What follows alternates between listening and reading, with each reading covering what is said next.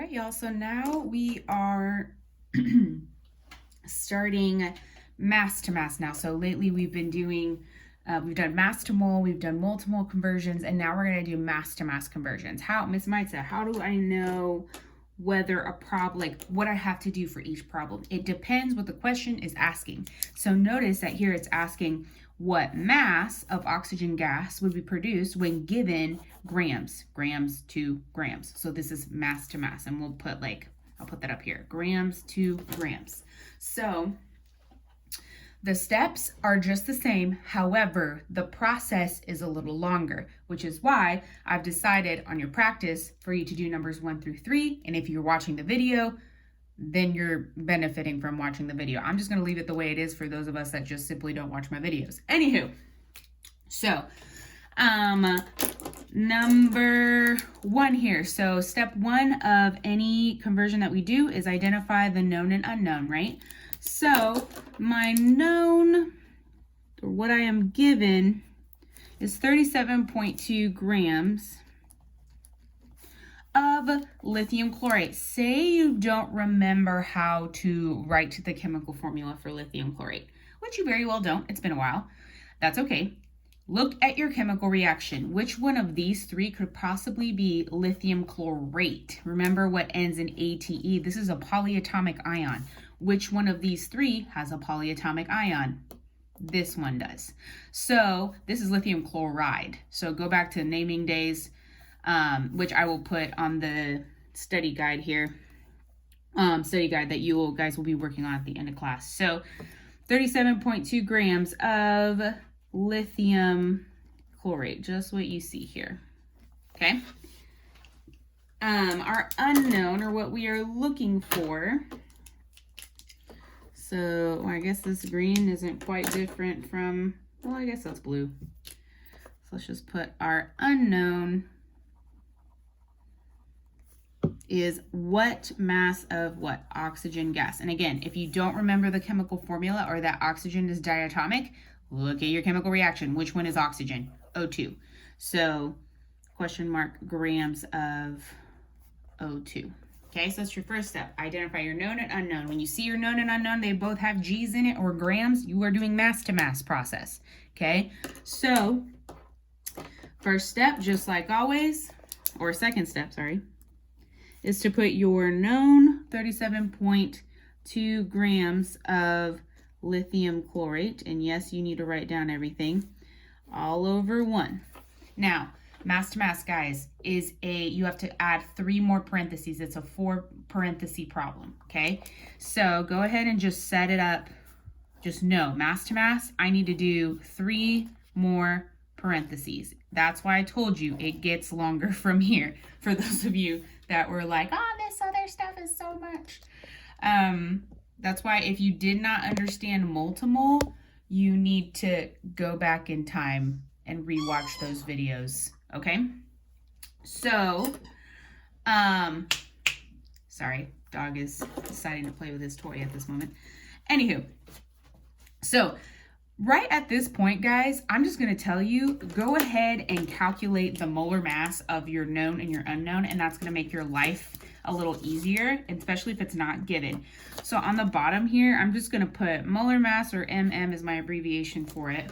And go ahead and find our known is lithium chlorate and our unknown is O2. So go ahead and find those molar masses. So in lithium chlorate, I have Li, Cl, and O.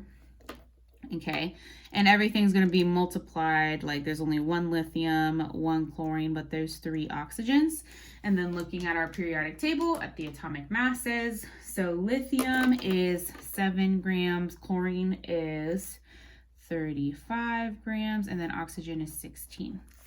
So here I have 48, 35, 7, and then using my calculator here. Hold on, I'm pulling up the calculator, which I will give you guys on the practice. So we do 7 plus 35 plus 48, 7 plus 35 plus 48. So I get 90. We have 90 grams per mole for lithium chlorate. And then oxygen is really easy because it's just 16 times 2, which is 32 grams per mole. Oops, I forgot a 2. 32 grams per mole. Okay, so go ahead and do that right at the beginning because you're going to need it. Just know that in mass problems, you're going to need your molar masses. So, but the process of what we do is still the same. Use your units to guide you, as in make sure that you have the same unit diagonally. So like 1 on the numerator of 1, and then on the denominator of the next one, they need to be the same. Same here, and so on. You have to make sure of that. And that's what I want you guys to train to do instead of me just giving you a formula, because there are going to be times where you just have to kind of figure it out. There's not an exact formula for each of these problems, if that makes sense. So here I have grams of lithium chlorate. So I'm going to write down grams of lithium chlorate down here because we know that that's what it has to be. Okay. So I'm going to tell you that with conversion factors, the first step, especially when you're going from mass to mass, is molar mass. The next step is mole ratio, and then molar mass again of your unknown on the ending here, okay? So I'm telling you right now that this is molar mass. So remember, grams of lithium chlorate per 1 mole of lithium chlorate. Every time for molar mass, it is 1 mole, only for molar mass. Now we just got our grams here, so what goes next to the G? The 90. This part is familiar. This is going from mass to moles at this point, okay? But now we need to use mole ratio because we're going from, notice I have lithium chlorate here and now I'm going to oxygen. So I have to consider how many moles there are in this chemical reaction of each. I have to consider that mole ratio or mole fraction, okay? So use your units. Here I have moles of lithium chlorate. So moles of lithium chlorate needs to go on the denominator of the next one. I'm trying to get to what? So your moles of unknown goes on the top. So my moles of the unknown is moles of O2. Okay, notice mole to mole. This is mole ratio because it's going from mole to mole. So how many moles of lithium chlorate do I have? I'm going to look at my chemical reaction. I have 2. There's a coefficient of 2. So 2 goes here. And then look for oxygen. How many moles do you have? 3. So 2, 2, 3. Last step, and I'm telling you it's a molar mass. But make sure to line up your units. I have moles of O2 up here, so moles of O2 should be down here. Okay, so this is molar mass. This is going to be 1 mole. Okay, so 1 mole of O2 to its molar mass that we just calculated. So 32 grams of O2. That's your setup. I know it's a lot. Take a second to pause and re-look at all this and make sure you understand. The goal is for you to line up your units diagonally. If you understand that much, you're doing okay. So grams of lithium chlorate, notice that they're diagonal. They're the same. These 2 would cancel out. I have moles of lithium chlorate here. They're the same. Diagonal, they cancel out. Then I have moles of O2 here, they're the same, they cancel out. What am I left with? Grams of O2, and notice my unknown, grams of O2. That's what I want. Does that make sense? So, the calculator part. What do I plug into my calculator? The easiest thing to do. Multiply all your numbers on top, get a number, divide it by all of your numbers on the bottom with a number. As in, I'm going to take, in your calculator, you're going to do this. 37.2 times 1 times 3 times 32. You're going to press equal. Get a number. So I'm going to do that right now, as a matter of fact. So 37.2 times 1 times 3 times 32. When I plug that into my calculator, I get 3571.2. And in your calculator, I'm just going to show you what it looks like here. Notice that, see how it has 0.2 just right now, but look at what happens when I click divide. See how this huge decimal comes up? This is how the rounding issues start. So keep it like that. Don't round early is my point. So keep it like that. And then go ahead, press divide, and then put whatever's on the bottom in parentheses. And I'm showing you this way right now, and I'll show you another way for those of you that are like, what is happening mathematically right now? So notice on the bottom, it's 1 times 90 times 2 times 1, which is really just 90 times 2, which is 180, right? So, however, if you didn't know that, I'm just going to go ahead and click 90 times 2, close parenthesis, and then hit enter. And we get 19.84, okay? So, go ahead and look at your problem again when it comes to like where to round it. Or honestly, like on multiple choice questions, it's not like, it doesn't really matter because you'll figure it out. But on this, what I do is I look at the decimal places that I'm given. So here I'm given 1 decimal place. So I'll go ahead and just leave it at 19.8. Now, the other way, if you're like, okay, Ms. Marta, that's just like a whole lot of math. You lost me at the math part. How to plug it in your calculator. Plug it in exactly as you see it. So obviously, so for example, this is just a side note here. If I had 3/4, if I give you that fraction, what would you put that in a calculator as? You would do 3 divided by 4, right? So these are really just 4 fractions multiplied by each other. So in your calculator, you could do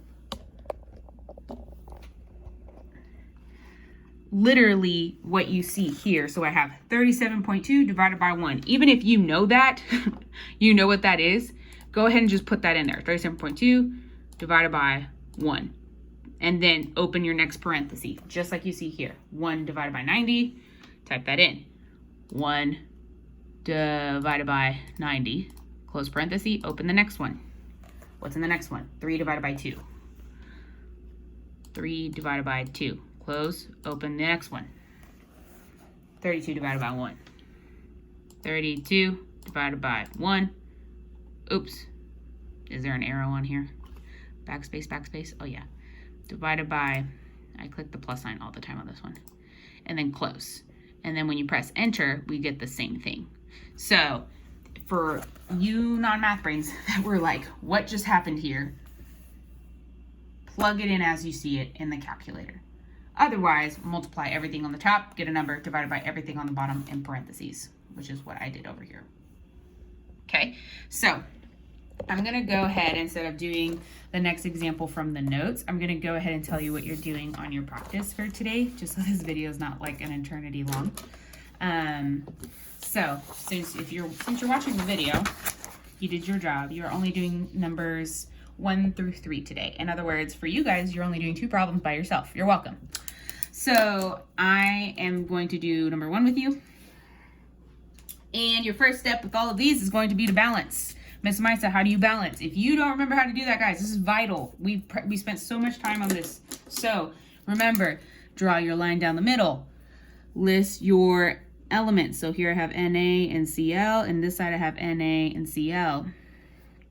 Okay, how many NAs and CLs do I have on the left side? I have 1 and 1. How many on the right? 1 and 2.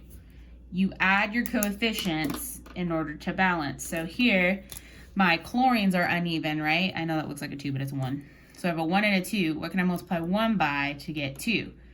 2. So whatever you multiply by is your coefficient on the side you're trying to change. I'm trying to change this side, right?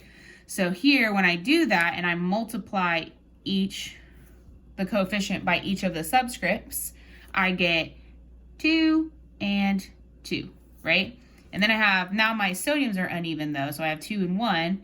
What can I do to this side to make it a 2? I can multiply it by 2, right? So since I'm multiplying it by 2, I'm going to put a coefficient of 2, and now I have 2 sodiums. Am I balanced? Yes, because everything is equal. Sodiums are equal, chlorines are equal, okay? The other one would just be 1. So, people online, you are doing this on paper.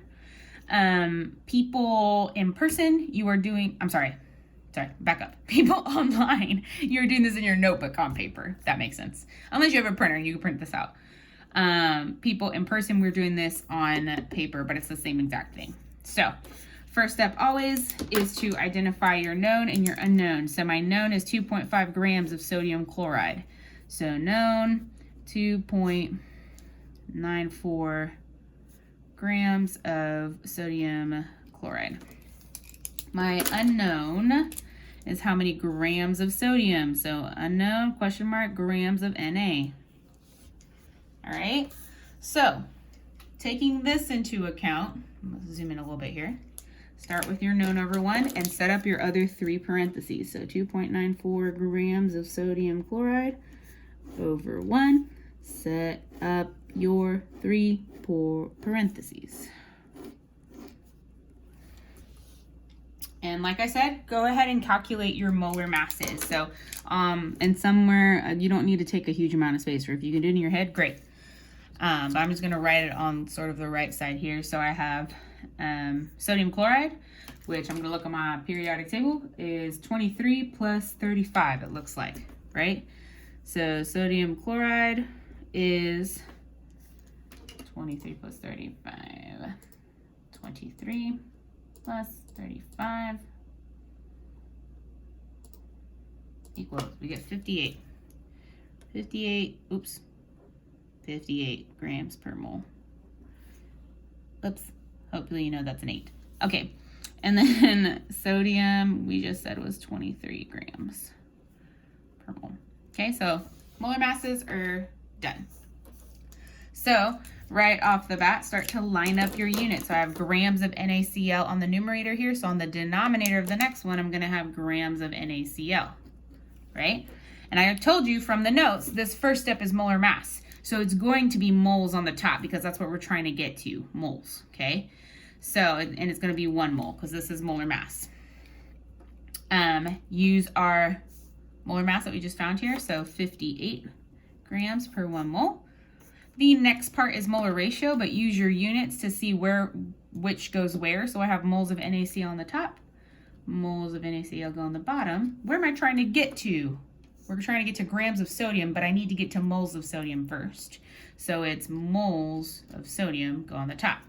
This part, mole ratio, comes from the chemical reaction. So how many moles of NaCl do I have? I have 2. How many moles of Na do I have? I have 2. So technically this is a 1-to-1 ratio. However, it's not always that case. Then keep going with your units. Moles of Na to grams of Na. That's what we're trying to get to, right? That's our unknown. So in 1 mole of Na, this is the molar mass part, we have how many grams? 23. Okay. So then the next part is just to plug this on a calculator, but check your units. Make sure that they're diagonal and the same. So I have grams of NaCl, I have grams of NaCl. Those would cancel out. I have moles of NaCl, I have moles of NaCl. Those would cancel out. Then I have moles of Na and moles of Na. So what am I left with? Grams of Na. Is that what I wanted? Yes. So grams of Na is going to be my unit. Now for the number part, plug it into your calculator. So how would we do that? I'm just going to go ahead and do it the different way this time. So just plug it in as you see it. So I'm going to do 2.94 divided by 1, 2.94 divided by 1, parenthesis, 1 divided by 58, close parenthesis, oh, backspace. 1 divided by 58, close parenthesis, open your next one, then we have 2 divided by 2. I'm following exactly what the paper says, guys. And then 23 divided by 1. Open your next one. We have 23 divided by 1. Close.